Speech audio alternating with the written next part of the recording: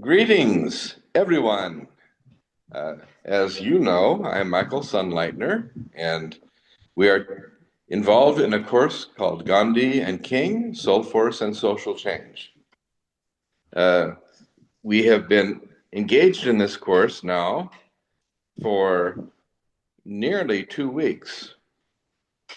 This is the end of this is the sixth session of the class. So we are beginning finally to get into Gandhi's worldview itself.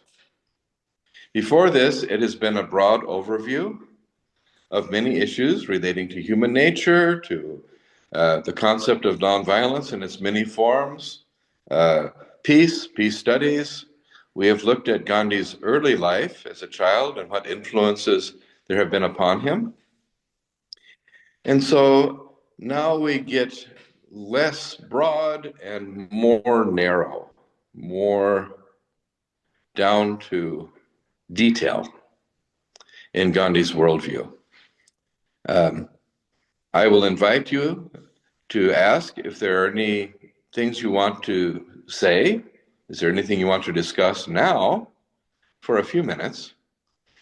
Then I will get into Gandhi's assumptions, his bedrock assumptions, in some detail, and then in about an hour, we will have time for discussion. Always know that I'm happy to be interrupted. That is, for me, there is nothing rude. If you have a question while I am speaking, it is best, I think, to ask it soon before you forget it. And again, any question you may have is not a bad question, because if you have it, almost certainly other people within our group attending this seminar also have the same question. So you're doing a favor if you ask the question, okay? So first, is there anything you want to discuss a little bit before we get started?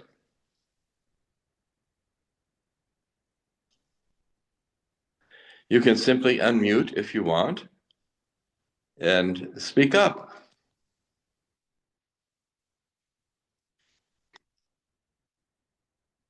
It is so nice to see so many of you in person, with your cameras on. But once again, while I like that, if for any reason that is not good for you, I respect your choice.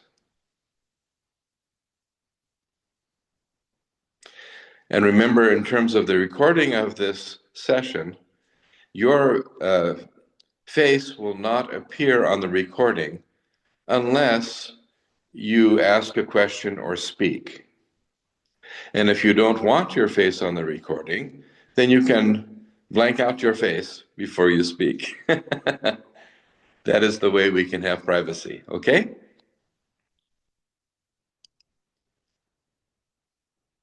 If there is nothing clearly that you want to discuss, we can proceed. First, very briefly, I want to give you an idea of how I am analyzing Gandhi's worldview. In my graduate school days in the 1970s, I had a professor by the name of Edwin Fogelman. Fogelman taught political ideologies, idea systems. And I thought he had a brilliant way of doing it. He would look at every political thinker we looked at in the class, whether it's Karl Marx or John Locke or whoever it might be, and he would look at their assumptions, their beliefs, their goals, their strategies. 4 categories. Let's see here. What has happened? There we go. Thank you. Thank you for putting that slide up. And Fogelman would say, Michael, and of course the other students in his class, the assumptions are what are the foundation of every ideology. Everyone has assumptions. They cannot be proven. Uh, they are simply what you assume to be true, and then you build your house on the assumptions. The beliefs of the idea system flow from the assumptions, and assumptions and beliefs together make a political philosophy. If you want to have a political theory, you have assumptions, beliefs, and goals. Every political theory has goals, like independence for India. If you want an ideology, you have assumptions, beliefs, goals, and strategies. You have a strategy for achieving your goals. That's what a political ideology is. So I thought it was a very intellectually cohesive way of distinguishing between philosophy, theory, and ideology. And so I have been using that myself as a teacher for many years, and I have used it to analyze Gandhi. It is perhaps a Western way of looking at things to use such categories. If you find it useful, I am happy for you. If you are critical of it, that's okay. But for me, the exciting thing about this way of analyzing is that you can then have a list of assumptions and compare Gandhi's assumptions with those of Karl Marx. Compare Gandhi's assumptions with those of Winston Churchill. Compare Gandhi's assumptions with those of Adolf Hitler or Donald Trump. It allows for comparisons on each level, assumption, belief, goal, and strategy, which for me is very, very, not just intellectually stimulating, but it helps me to understand differences on very basic levels. We can always say, Osama bin Laden, he's a crazy man.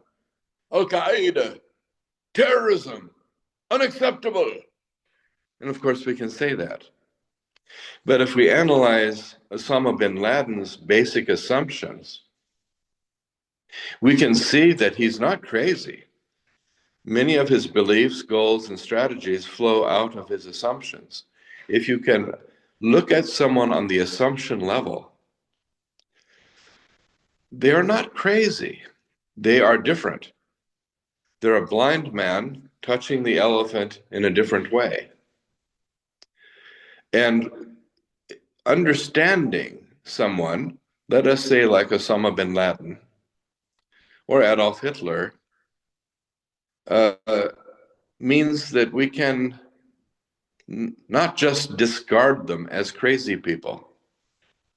We can look at them carefully and possibly understand why they are behaving as they are. I think the more we understand about any human being, the more we can see them as a blind man from whom we can learn a little about the elephant. And we don't just label them crazy, crazy, I tell you, crazy. That doesn't help anything. So you can, after today's session, look at Gandhi's basic assumptions, and you can, if you want, say, crazy, crazy, he's a crazy man. You can disagree with his assumptions if you want. That will allow you, though, to understand him better, even if you disagree with him. Okay? So that is the framework I'm using. But you say assumptions cannot be proven? What do you mean, Michael? Well, let me give you a thought. Are you really a human being? Perhaps you are a spider dreaming that you're a human being. Maybe you have 8 legs. Maybe you're crawling on a wall and you're now thinking that you're a human being. Can you prove to me that you're not a spider crawling on a wall? How can you prove that? Well, I have only two legs. Well, appearances, you might be dreaming. You might be dreaming. Sometimes in your dreams, you might dream you're a spider. Maybe you're a spider dreaming that you're a human being. See, this is an assumption that you cannot prove, really, with the intellect. You simply say, okay, Michael, I am a human being. Let us just agree on that and move forward. Okay, so I think we have something that we can agree on. At this moment, we are all human beings, not spiders. Okay? Now, let us go and see what the human being called Gandhi had as his basic assumptions. And again, your Islamic tradition, your distinctive Hindu tradition, your Christian tradition may be very different in its assumptions. But try to understand Gandhi, because the foundation of the house that he builds in his worldview will be very powerful. And the easiest way to agree or disagree with Gandhi regarding his beliefs, for example, is to disagree with his assumptions. So let us look at the assumptions of Gandhi on three levels. Of course, we could make it more complicated and have 6 levels. But let us make it not crazy complicated and go with 3. We will look at his fundamental philosophical assumption, his fundamental economic assumption, and his fundamental political assumption. Okay? And within each of those, as you can see from the handout, the piece that we have on our screen, the fundamental philosophical assumption I will describe as RA, RTH. And we will look at that in 4 subcategories. So this is a very organized presentation. Again, it might be criticized as being very Western, very analytical, but we will hope that it is useful. Okay? What is Ra? RTH. Ra. Ra is truth, as we will see. Ra is the Word. In the Gospel of John in Christianity, John writes, "In the beginning was the Word, and the Word was with God, and the Word was God." And if you want to use one word, in the beginning was Ra, from a Hindu Gandhi point of view. Ra is all that is unchanging. Ra is the laws of the universe, the physical laws of gravity and inertia. It is the moral laws of love and nonviolence. It includes the golden rule and the law of karma. Ra is all that is unchanging. As Gandhi and many people in his traditions look at the world, as I look at the world, there is that which is unchanging, which is typically beyond the 5 senses. And then there is that which is changing, which is sometimes called Maya or Maya. Maya is often in the West poorly translated as basically being illusion. That's not quite true. Maya is the material world. The material world is always changing. That which we see, feel, taste, touch, and smell. I can look out my window now, and because the sun is rising, before it was darkness. And now I can see my neighbor's home. I can see cars. I can see some trees. I can smell. I can taste. I can feel. Yes. Um, this is reality. Well, yes, it is. But it's always changing. The trees lose their leaves. The rain comes or it does not come. The trees and plants grow or don't grow. Uh, the material world of our five senses is always changing. It is real, but it is always changing.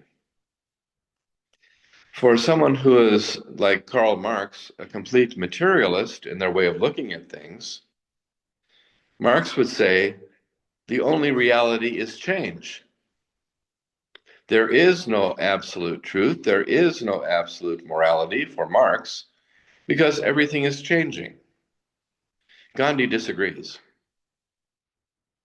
Gandhi says, yes, everything is changing that I receive in knowledge from my five senses. It's all changing. But beyond the five senses is ultimate reality, Ra. That is where absolute truth exists. That is where absolute love exists. And if you cannot simply see, feel, taste, touch, or smell it, Mr. Marx, it doesn't mean that it doesn't exist. You cannot see gravity.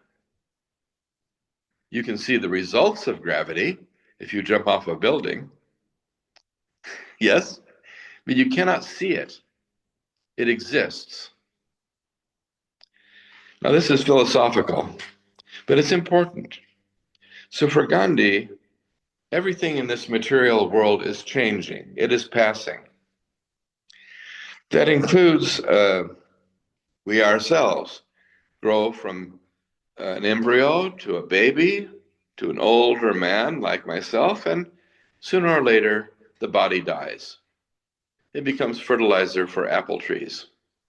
That's okay. So does that mean there is no soul? Well, if you're a complete materialist, you don't believe in soul. But does that mean soul doesn't exist? For Gandhi, you are a human being. You're not a spider. You are a soul, ultimately, that is unchanging, that is part of the ocean that is God. Your soul is like a drop of water in the ocean, only it is separate from the ocean while you are living in this body. And this body is not bad. This body is like a transportation vehicle. It is carrying you through life. You must feed the body. You must take care of it, do best you can, because it is your transportation. You take care of your eyes so you can see. And you can learn, of course, much by seeing. But ultimately, your eyes will go blind, your body will become dust, and for Gandhi, your soul cannot be harmed. Your soul will continue to live. This is a fundamental article of faith. You can take it or leave it. For Gandhi, the life force that creates and helps the trees grow, and which is in the cow and is in the spider, which animates all life, the life force comes from Ra, comes from ultimate reality. It is the ocean. And the ocean manifests itself as this life force in everything that is animate. The flowers, the wheat that we grind into bread and eat. And so Gandhi calls the ocean the ocean. And in the beginning, in terms of the creation story, there is Purusha Atman. Purusha Atman is the universal soul. In Gandhi's Hindu mythology, Purusha Atman becomes literally dismembered. This human-like figure separates, and the head becomes the Brahman, the arms become the Kshatriya, the caste system emerges out of Purusha Atman. But in general, the Purusha Atman is the universal soul which sacrifices itself so as to allow for creation to come into being. Creation itself is built upon sacrifice.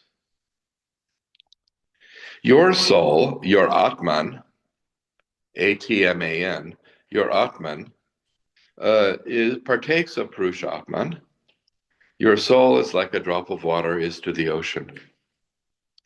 And when your body dies, your Atman, your drop of water, goes back to the ocean. And for Gandhi, it is reincarnated into new life forms in the next life. It continues to be reincarnated until it realizes who it is.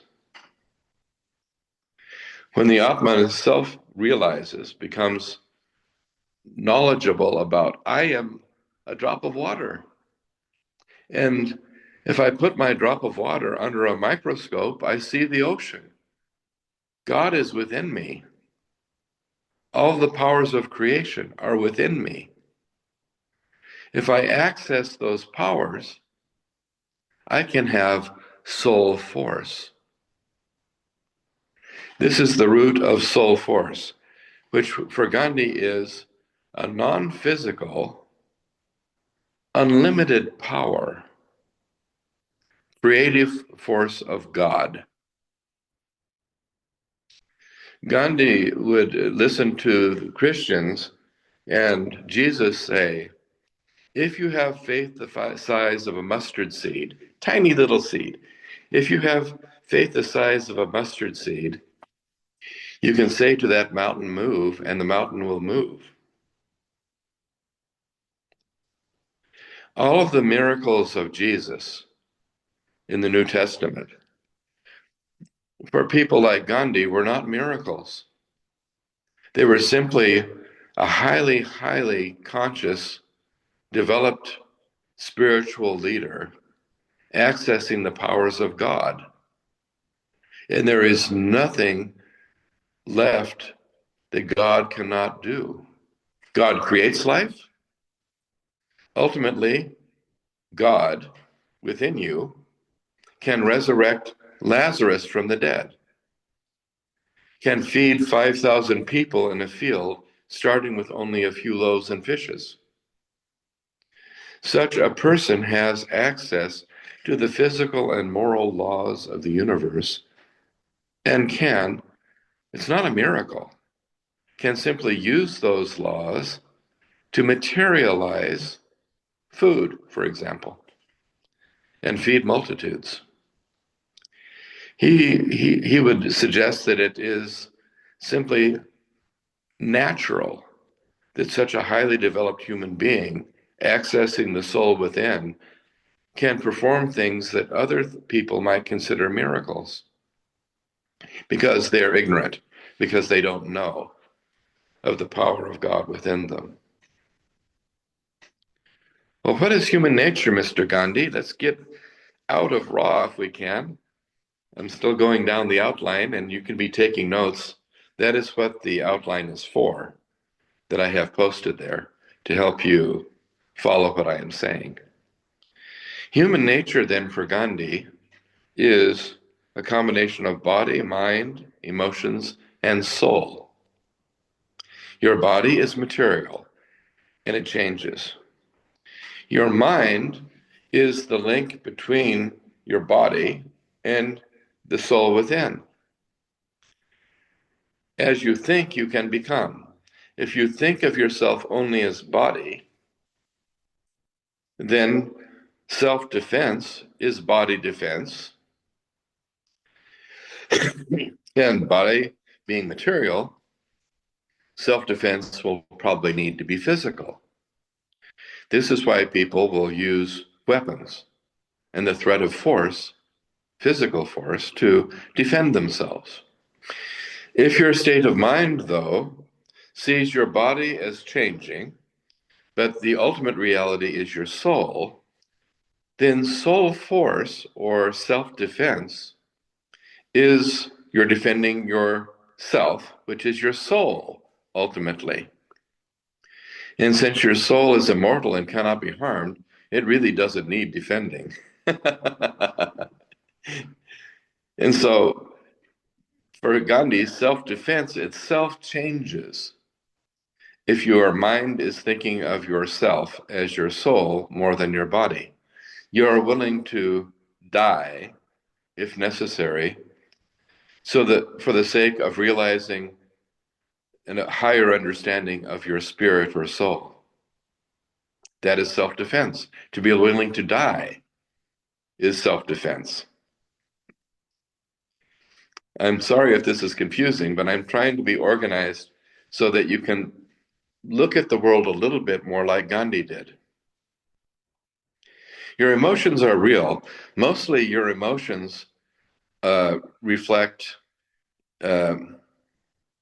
your five senses and how they include pain, they include attachment to material wealth. These are emotions.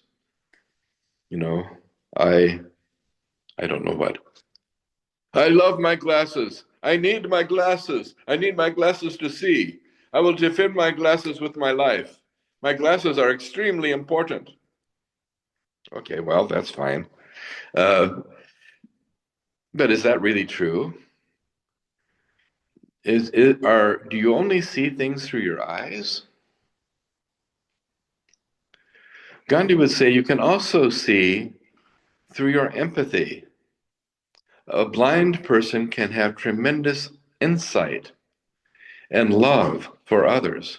It is not depending upon their eyesight.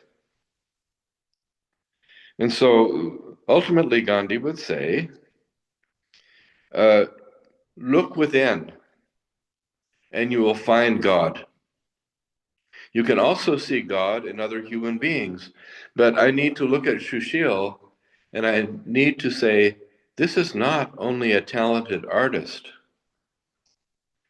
This is a child of God.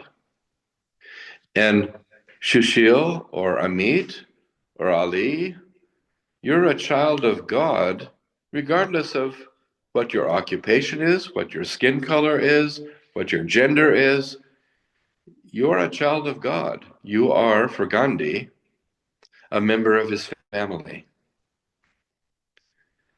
It makes no difference what your talents are. Those talents are to be valued, but they are passing. They're changing. When your body dies, your paintings may continue in a museum somewhere. But that is not your immortality. Your paintings are not who you are. Your soul, your Atman, that drop of water, is really who you are. You are God in a small way. You are not the whole ocean, but you are a part of the ocean. And the last thing I will mention in terms of Ra is this dialectic. Um, Karl Marx and Friedrich Hegel had an idea of the dialectic also, where there's a thesis, there's an antithesis, they conflict, and in each epoch of time there's a synthesis, and that's how we go from the age of empire to the age of capitalism, then to socialism. And it's a very persuasive argument. For Gandhi, he is not only a materialist, he believes in the body, but he is also an idealist. He's both idealist and materialist at the same time. And so for Gandhi, we are always uh, dualistic in the way of there is the body and the soul, there is male and female, there is living and there is death, but there is also non-dualism or Advaita. There is a unity that is, you might say, raw. But there's so many different religions, so many different cultures, so many different languages. Obviously, we are not one. And Gandhi would say, yes, you're either Muslim or not Muslim, you're either Christian or not Christian. That is one way of looking at things. But there is another way, and that is there is one mountain, and there are many paths up the mountain. And at the top, they all meet. There is a Christian path, there's a Shia Muslim path, there is a Sunni Muslim path, there are 10,000 names of God in Hinduism, 10,000 paths. For Gandhi, it is not really very important what path you're on. Because if you're sincere and practicing it, eventually you'll reach the top of the mountain and you will see that all Christians, all Muslims, all Hindus, all Jews, all Buddhists, they all arrive at the top. If they sincerely follow the teachings of their tradition, that's Advaita. It's called Advaita Vedanta. And that is why Gandhi would be able to say, and he confused many people, I am a Hindu, a Muslim, a Christian, and a Jew. I am all of these. I am male and I am female. I am both of these. Gandhi is trying to really be like the Purusha Atman. He's trying to show unity of the diversity in his own life. And his faith is that the essence of every religion is foundationally the same. Whether you call it love or nonviolence or compassion or kindness, all of those different views that we discussed in an earlier session, Gandhi would say, it's really not important. It's just the blind men talking about the elephant in different ways. It is essentially the same. The elephant is the same. We just see it in small ways while we are living. And so let us communicate with each other. Let us learn from one another. And again, Gandhi would and did say, I am a Hindu, a Muslim, a Christian, and a Jew, because they are all essentially the same. They are different paths up the mountain, but at the top of the mountain, when you see it, they are all with God. They are all with truth. They are all with Ra. Now that is the first philosophical religious assumption in detail. You can see that Gandhi is complicated, yes? Let us go briefly to the economic assumption of the golden rule. And I'll spend less time with that because for me, the law of karma is far more complex and important. The golden rule is the foundation of Gandhi's economic thinking. It has both positive and negative formulations. You can say, on the positive side, do unto others as you would have them do unto you. You can say on the more negative side, do not do to others what you would not want done to you. You can also have the golden rule say, so do to other people as they do to you. Of course, that formulation allows you to do violence to other people if they're doing violence to you. And that is not something that Gandhi would endorse. So he goes more with the positive formulation, which is typically more Christian in its expression. Do unto others as you would have them do unto you. This includes the categorical imperative. If you are looking at the handout I gave you, Immanuel Kant had this idea of a categorical imperative that is a bedrock duty. And for Kant, it was basically so live as you would have the entire world live. Be an example unto the world. Your imperative is to do right, speak the truth, regardless of what other people are doing. Your behavior is not a matter of a bargain. It is a matter of doing what you believe to be right. That is your imperative, your first duty. This has impacts, of course, upon people, one another, and the environment.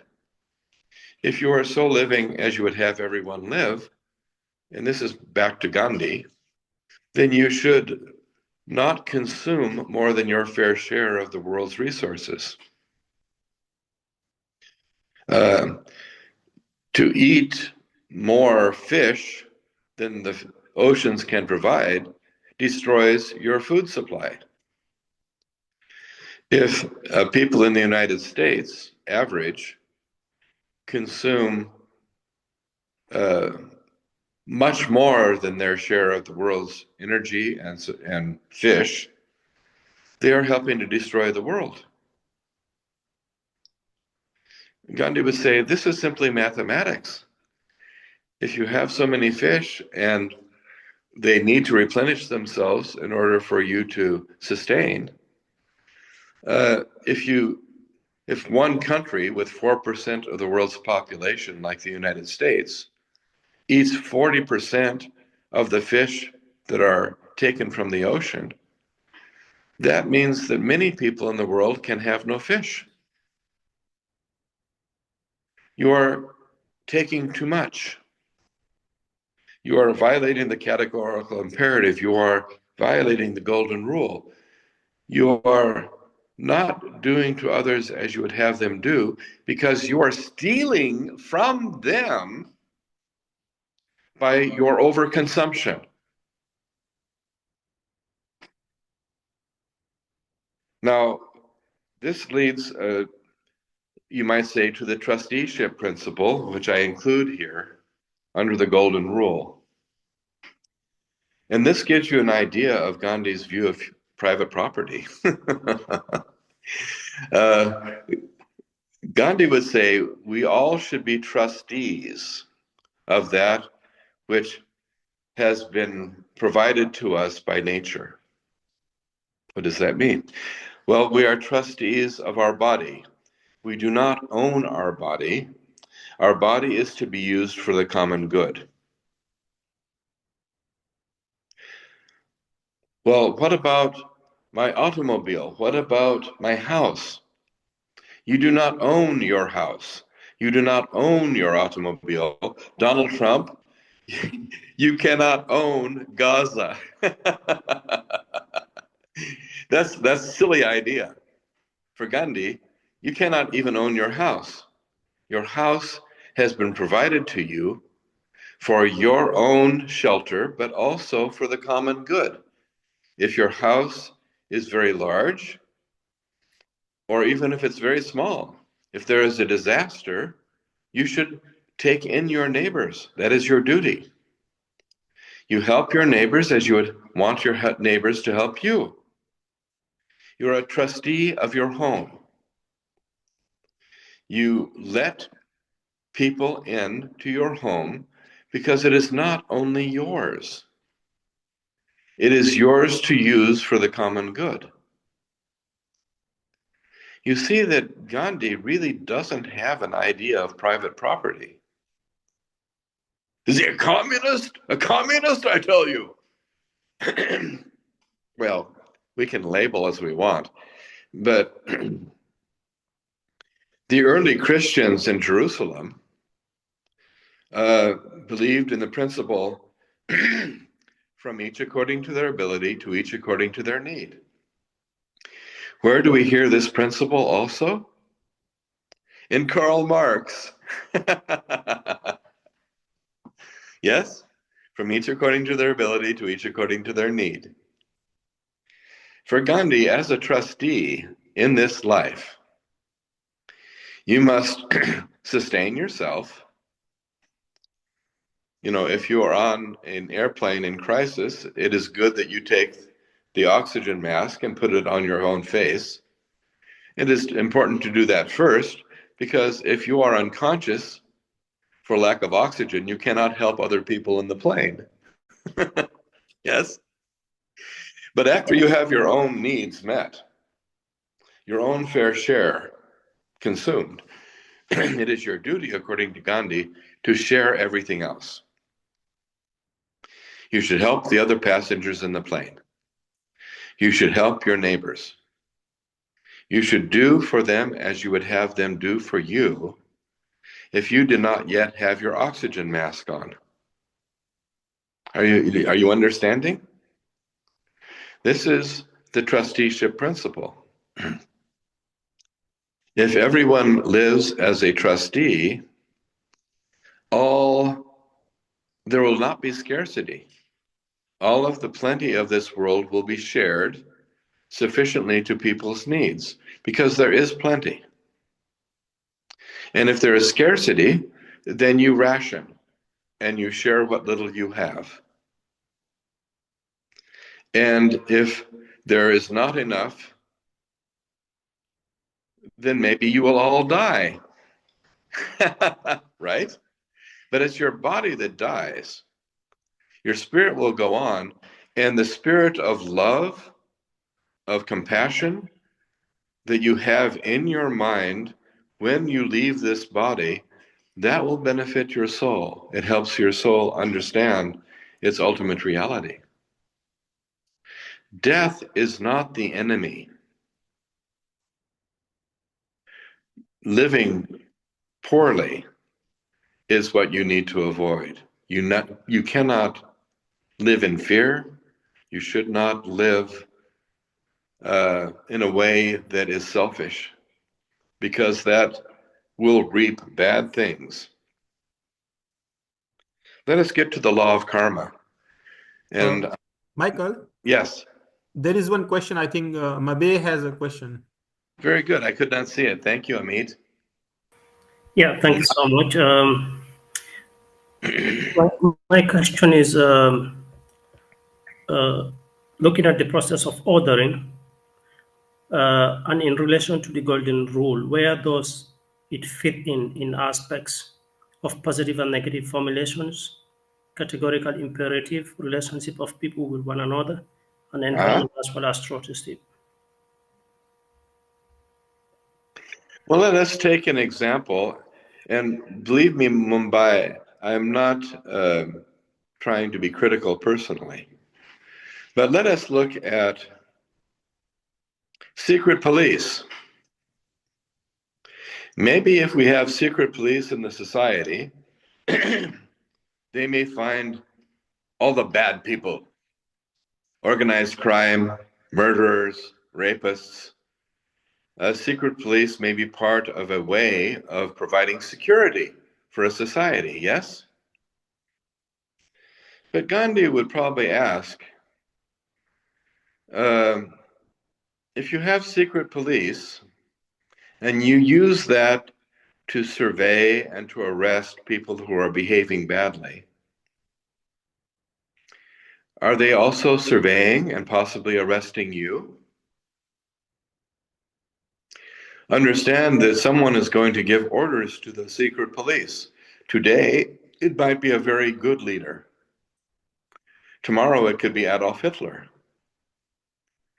If you have secret police in a society as a way of protecting your security, it may appear to be, in the short term, a good idea. But if you apply the golden rule, do you really want secret police to be looking into your emails and your communications as well as everybody else's? Does that really leave you more secure? What are they going to do with the information? Today they might use it to fight crime. Tomorrow they might use it to arrest all people who believe in, I don't know, Sikhism, because Sikhs might be perceived to be a threat. In India today, we have the beginning of an implication of the application of a universal civil code. Universal civil code sounds very good. It is kind of a registry of all marriages, of all relationships. It has your names, your addresses, your religious affiliation. All of those things are part of the civil code to make uniform rights and privileges of people in India, regardless of their background. It sounds very good. It might actually be used to promote women's rights, for example. Except, think about it, if you have such a registry, such a centralized depository of information, and you have a ruler in the future, if not the present, who knows where all the Muslims live, they have the addresses. If they want in the future to attack the Muslim communities in India, they will have the information. They might not use it to promote women's rights. They might use it to attack Muslims who are not seen to be true Indians. That is under the ideology of Hindutva. So beware, Gandhi would say, how you use the golden rule. Remember, do to others as you would have them do. Do you really want to surrender all of your private information? Is that all you think everybody should do? What will be done with that private information in the future? It can be used to fight crime. It could also be used to exterminate Muslims. Do you understand what I am saying? So think about the consequences of your choice of policy. Can I say something, Michael? Amit. Yeah. For Mumbai, currently I'm sitting in former eastern part of Germany. After the Second World War, Germany was divided into two countries. And there was a department here, a state department, which is alleged to have done the same kind of thing. I can share the link. It's called Stasi. And now there are museums how the state was spying on family members and recruiting family members to spy on them. So people really didn't know whether their husband, boyfriend, uncle, who's spy. It's like, and now many files are coming out from the archive that, okay, this person in my neighborhood was a spy. So it's a very, there are experience in the human world we can share. I can share the link in the group so people can more read about it. Thank you, Amit. Now I need to be aware of time. What time is it in India? Is it approaching 9:26? 9:26? That is about what I was thinking. Good. Yes, Well, in 4 minutes, I cannot cover the law of karma, but I will spend time with it, and then we may have a little less time for questions. I'm sorry, but this is important. For Gandhi, the law of karma is the law of cause and effect. It is basically you shall reap what you sow. It is the idea that the means become the end. The apple tree is born of an apple seed. If you plant a guava seed, you're not going to get an orange tree. You're going to get a guava tree.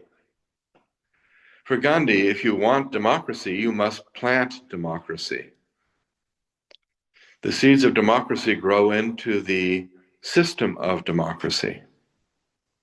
So for Gandhi, the means become the end. This is bedrock. He assumes it. You can disagree with it, but it is foundational for him.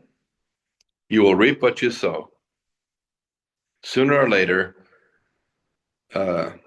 if you sow tyranny, you will reap tyranny, and the dictator will sow the seeds of his own demise.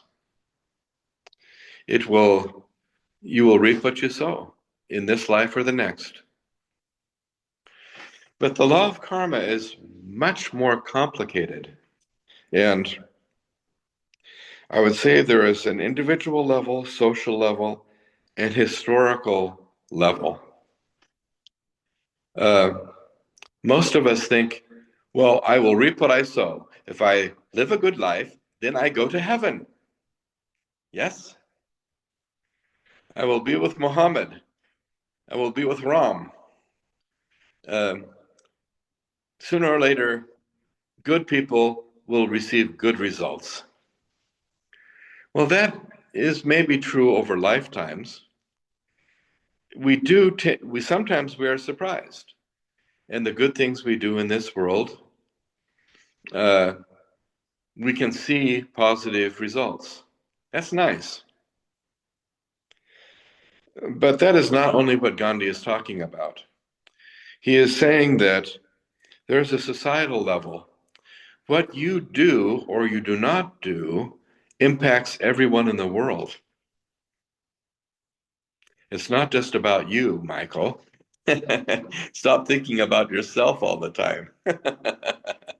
It is about when you do something, you voluntarily pay taxes, for example, as most people do, and half of those taxes go to the US military,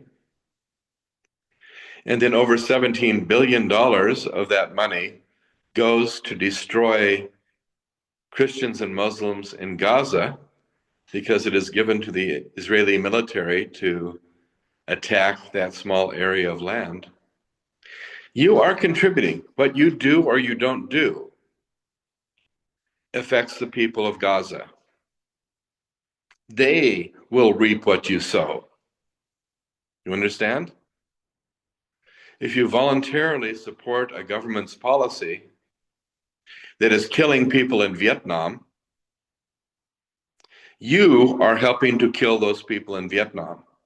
They are reaping what you sow. There's a societal level of karma. And then there's a historical level. Over time, if, let's say, US aid to Egypt under Nasser is used by Nasser to suppress Muslims who are a little more radical and critical of his regime, and those Muslims become the Islamic Brotherhood, and the Islamic Brotherhood becomes ISIS, the Islamic State, or splinters off into Al-Qaeda. Historically, what is done at one point in time will impact the timeline and will impact what happens over time. Al-Qaeda did not come out of nowhere. They are a consequence of policies that go back at least 50 years, where some Muslim critics of Egypt and the regime there that was supported by the United States militarily were oppressed, thrown into jail without trial, were executed without trial, and now the angry great-great-great-grandchildren of those oppressed people have become Al-Qaeda. We historically reap what we sow. It's not just an individual thing. It's not just a societal thing. It is a historical ripple effect.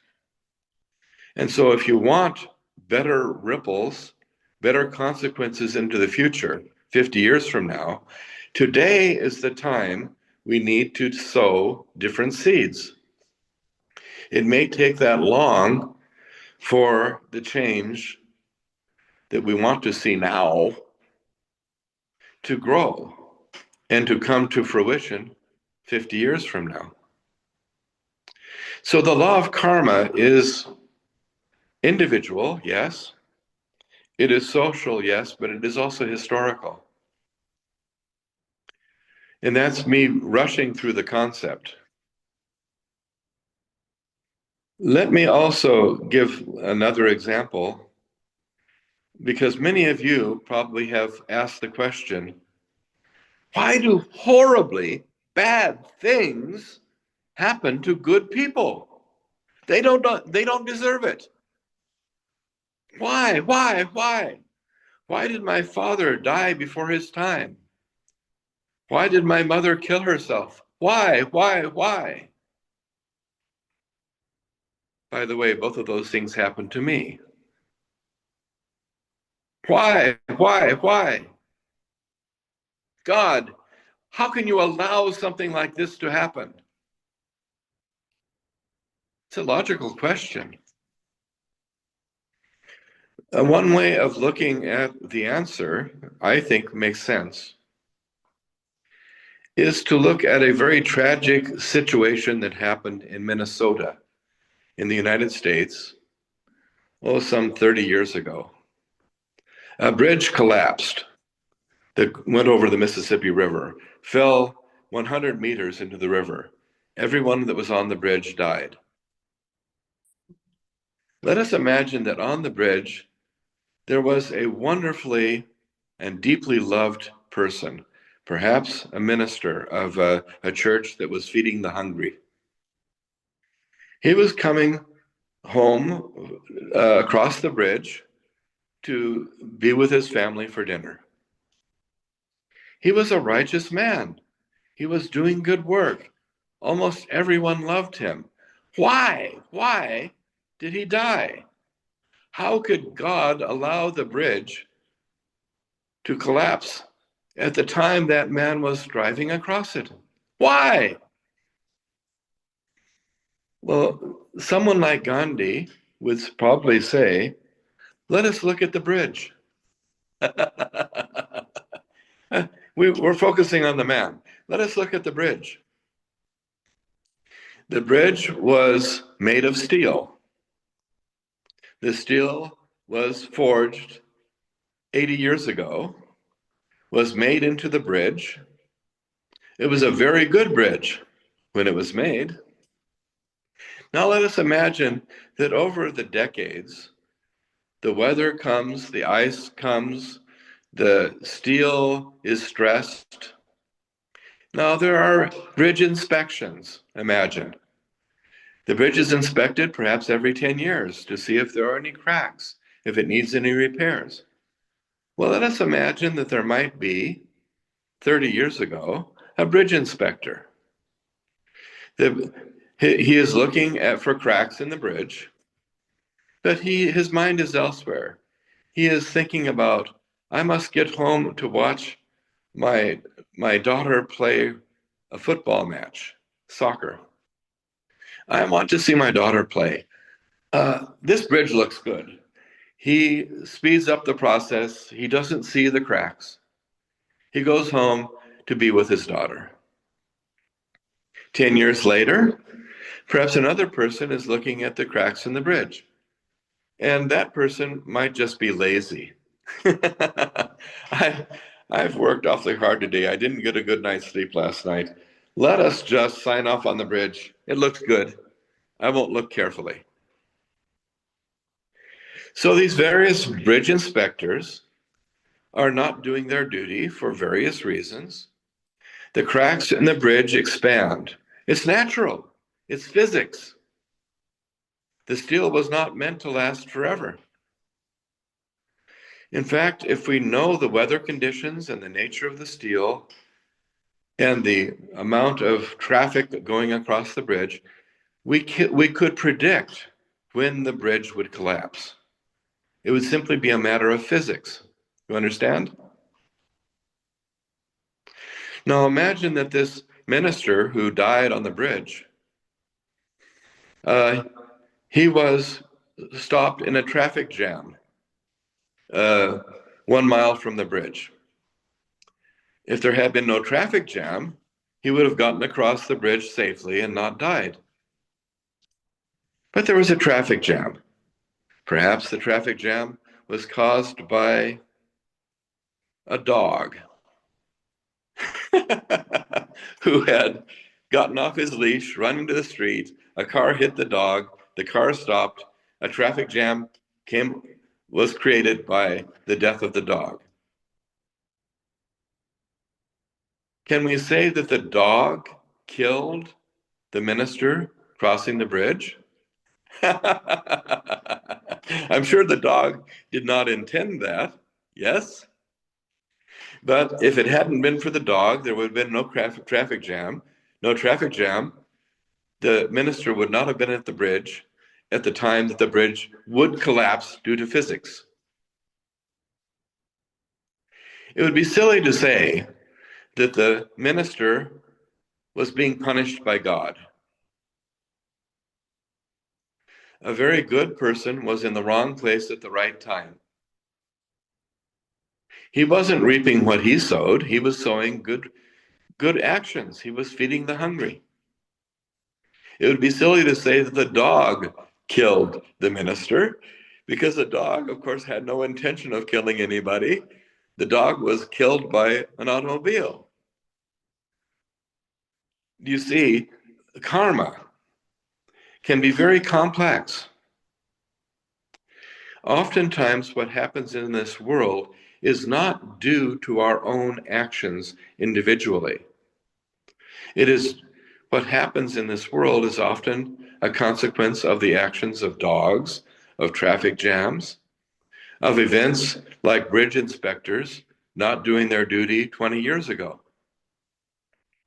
We all reap collectively what we sow.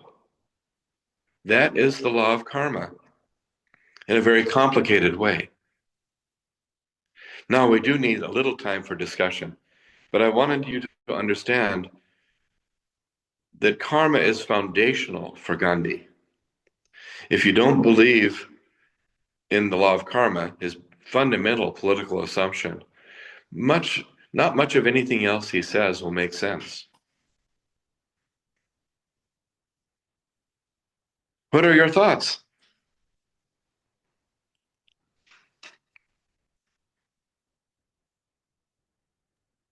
No, sir, thank you so much. May I start, sir? Of course.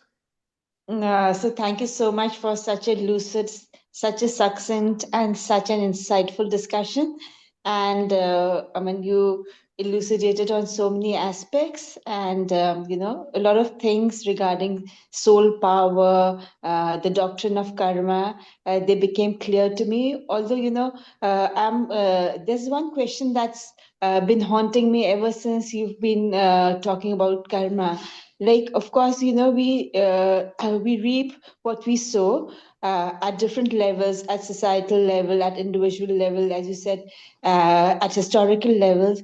But because I'm a mortal and I fear the doctrine of karma, especially at the social level and historical level, not at the individual level. Like, at the individual level, I can control my actions, but at societal levels, my hands are tied up. At historical levels, also, I don't have much to say. So, can at this juncture, I was thinking about this divine powers grace. Like, can we, if the societal karmas are bad, if historical karmas have been bad, can an individual, according to you, be saved by some divine grace? Have you ever experienced that? Like, what are your views on that, sir? Well, I think first, we are already saved, because if Gandhi is correct, and I believe he is, even if I die on that bridge, I don't die. My soul lives on. Why are we so afraid of dying? Am I going to worry about every bridge that I drive across? I don't think I'll drive.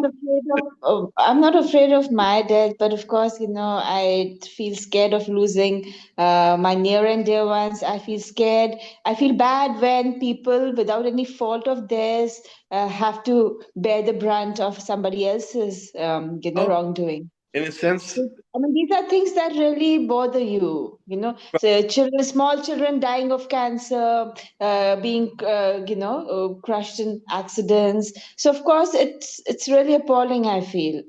I mean, it involves a lot of pain and misery. yes. Helpless people, And I, with yes, suffering without any fault of theirs, without any, yeah. without any fault. So that amount, it really wrenches. It's so heart wrenching. So what can we do? So do you think would divine power, would divine grace come into play in such a situation, sir? Well, let us What are say your views on that? this is I would interesting. just like to It goes to know. soul force. If you have the power of God within you, especially if it is so great as you can have faith the size of a mustard seed and say to this mountain, move, and it can move. If you are so highly developed as perhaps Jesus was, among others, that you can raise the dead. I mean, you can actually bring back to life Lazarus. And personally, I believe Jesus could do that. Yes, sir. Then certainly the power of God within you has no limits and could stop the bridge from collapsing if you desired it. There is nothing greater than the power of truth and soul force. And yet, to achieve that kind of level of access to power, you have to renounce it. You cannot try to be God. Many people have tried to be God, and they do very bad things. It's more that you have to surrender to the God within you, surrender to the power within you. And then, with access to potentially unlimited power, you can feed the multitudes if that is your desire. Gandhi in South Africa would often say, I found this very strange when I was reading the collected works. He would repeatedly say, God protects. God protects those for whom God has a purpose. Gandhi had that faith. God will protect me. If I am acting in the light of God for God's service, if I am in the truth, acting for the truth, God will protect me. And if God takes my life, that is part of God's plan. Gandhi surrendered fear of death. God protects those for whom God has a purpose. If you have that kind of faith, yes, God might actually intervene to protect the servant, Gandhi. But it's not like armor that you can wear. You're not bulletproof. You may die, but you must be willing to die in order to, in a sense, have the protection of God. To truly be a servant of God, you must live without fear. Surrender to the will of God, and you may be surprised at how many bridges you can cross without fear. There is an element of grace, but it's not something you can pray for. It's not something you can bargain for.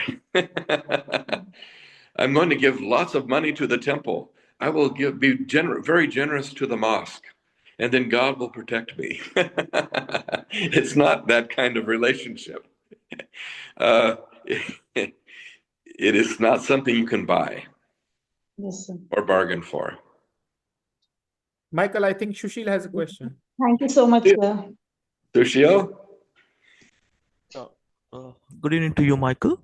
Yes. I have a question, Michael. Who were the Christians and who are the followers of Jesus Christ? Can you analyze this? Thank you. Well, Jesus himself, if we can believe the New Testament, which was written by me, I do not take the Bible as the Word of God. I believe human beings wrote it, and they included their truths. But if we can believe Jesus in the New Testament, you will.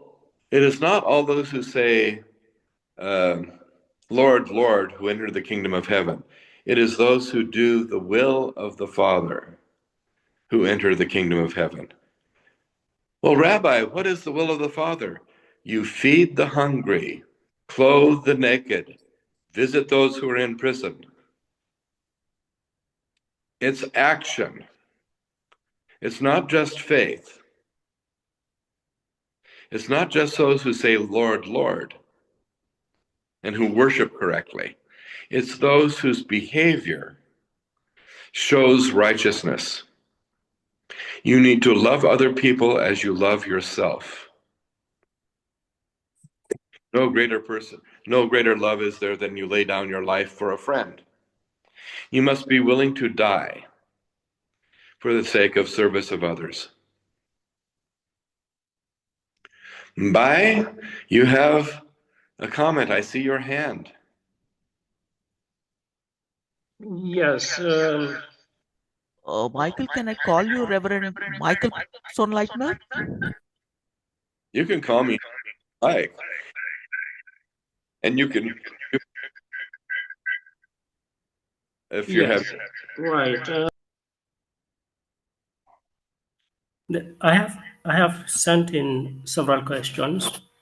That is the first one. If an organic relationship, in my understanding, would be or would mean enhancing impressive relationships, then when those relationships become inorganic and why? And then the second question is, how do we bridge our differences in cultivating lasting and impactful relationships? Well, goodness, those are such simple questions. We should be able to answer that within at least 1.5 minutes. Again, I think to be very simple, you need to be the change you want to see in the world. You live as you would have other people live. You develop relationships because you see other people as children of God, members of the same family. The relationships are already there. They are just not well developed because we feel separate from other people. We need to feel closer to other people, relate to other people. And even when we are very angry with them and we think they are absolutely wrong, they're almost never absolutely wrong. They have some element of the truth. They are blind and they're touching the elephant. And if we listen to them, we might understand their point of view. I think relationships are built much more on listening and empathy than on anything we might say or do. It is organic. We are already part of one organism, in a sense. We're all part of Mother Earth. The Greeks would call that Gaia. We're already related. When we don't recognize our relationship, then we pollute, we overconsume, we outfish the oceans, we do stupid things, and we reap what we sow. If we are in tune with the relationship that is already there, and we listen to other people and build communities of family ties, the world will become a better place. We will tend to reap better things in the future. It may take a while. The Nazis may be elected into power in 1932 in Germany.